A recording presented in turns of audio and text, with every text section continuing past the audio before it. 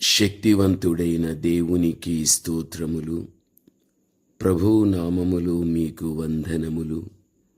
2026 June 7వ తారీఖు ఏర్పరచబడిన దైవవాక్యం ఇర్మియా 9వ అధ్యాయం 20వ వచనం.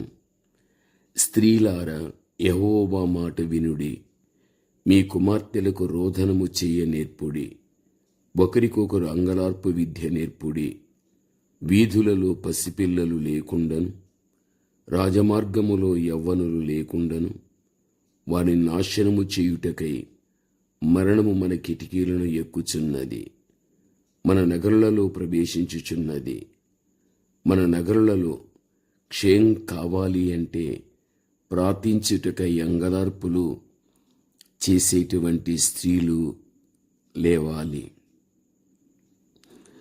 తల్లులు రోధించు స్త్రీలైతేనే తన పిల్లలకు రోదనము చేయ నేర్పుదురు. ఈ దినాలలో పిల్లలకు మంచి మంచి విద్యలు ఎన్నో నేర్పిస్తున్నారు.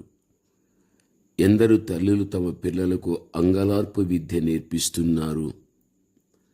కొందరు తల్లులే ప్రార్థన చెయ్యరు. అట్టివారు పిల్లలకు ప్రార్థన ఎలా నేర్పగలరు? స్త్రీలు సమయమును ఎక్కువగా ప్రార్థనలో గడిపేవారుగా ఉండాలి. ప్రభువునందు ప్రియమైన వారులారా, ఈ రోజుల్లో వీధులలో పిల్లలు ఆడుటలేదు. పిల్లలు పెద్దవారి కంటే తెలివైన వారిగా ఉంటున్నారు. ఎక్కడ ఏ ఇంటిలో చూచినా చిన్నపిల్లల చేతుల్లో సెల్ ఫోన్ కనిపిస్తూ ఉంటుంది. వాటికి అతుక్కుపోయి ఉంటారు. కొందరు పిల్లలు టీవీ చూస్తూనే అన్నం తింటూ ఉంటారు, లేకుంటే వారు అల్లరి చేయడం జరుగుతుంది. అందుకే పిల్లలు వీధులలో ఆడడం మానివేశారు. పాత రోజుల్లో ఎన్నో ఆటలు బయట వీధుల్లో ఆడుతూ ఉండేవారు, ఆరోగ్యంగా ఉండేవారు. ఇప్పుడు శారీరకంగా వ్యాయామం లేదు. ఇక యవ్వనస్తుల గురించి చెప్పాలి అంటే సెల్ ఫోన్స్ లేకుండా అసలు బ్రతకలేరు. పగలు రాత్రి దానితోనే ఉంటారు. వాటి ద్వారా వారి జీవితాలు చెడిపోతూ ఉన్నాయి అనే గ్రహింపు కూడా వారికి లేదు. Cell phones, TV, internet, laptop ఇంకా ఎన్నో వాటిని ఉపయోగిస్తూ వాటి ద్వారా వచ్చే మంచి కంటే ఎక్కువ లోక జ్ఞానం, పిచ్చి జ్ఞానముతో వారి హృదయాలను చెరుపుకుంటూ ఉన్నారు. ముఖ్యంగా ఇంటిలో తల్లులు పిల్లలను చెక్ చేస్తూ వారి నిమిత్తం అంగలార్చేవారుగా ఉండాలి. అందుకే వాక్యం సెలవిస్తున్నది కదా, వీధులలో పసిపిల్లలు లేకుండాను, రాజమార్గములలో యవ్వనులు లేకుండాను, వారి నాశనము చేయుటకై మరణము అనగా నాశనం, పిచ్చి జ్ఞానము కిటికీలను ఎక్కుచూ ఉన్నది. అట్టి దయాల జ్ఞానముతో నిండిపోయి యవ్వనులు పిల్లలు ప్రభువును కలిగి లేకుండా నశించిపోతూ ఉన్నారు. నరకానికి పాత్రులవుతున్నారు. ప్రాణానికి విలువే లేదు. తెగించి ఆత్మహత్యలకు పాల్పడుతూ ఉంటున్నారు.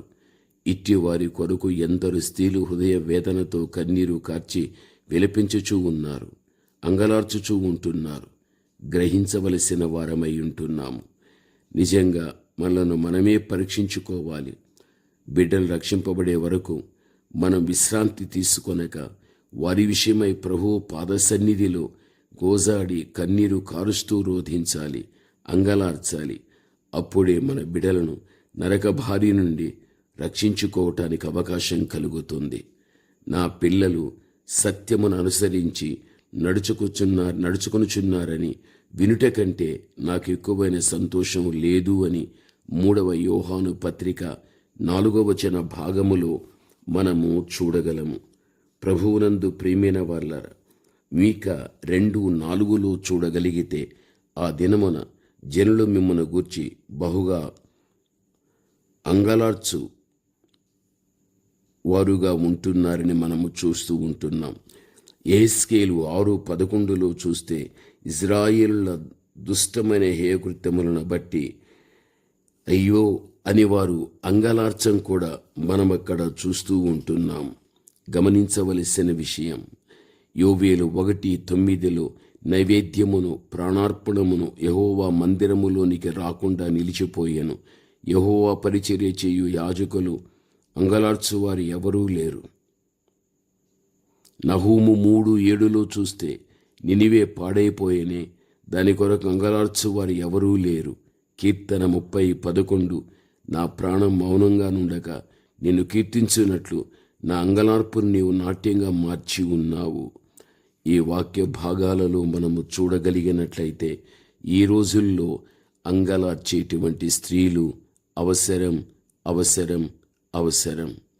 తమ అంగలార్పు తమను బలపరచడమే కాదు, తమ అంగలార్పు తమ గర్భాన పుట్టిన పిల్లలను కూడా పరిపూర్ణమైన పరివర్తనలోనికి తెచ్చి దేవుడు కోరుకునేటువంటి ఆత్మ సంబంధమైన జీవితంలో సాగిపోవడం జరుగుతుంది.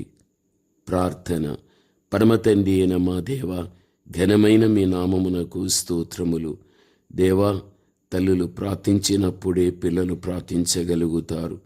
తల్లులు అంగలార్చినప్పుడే తండ్రి పిల్లలు కూడా అంగలార్చగలుగుతారు.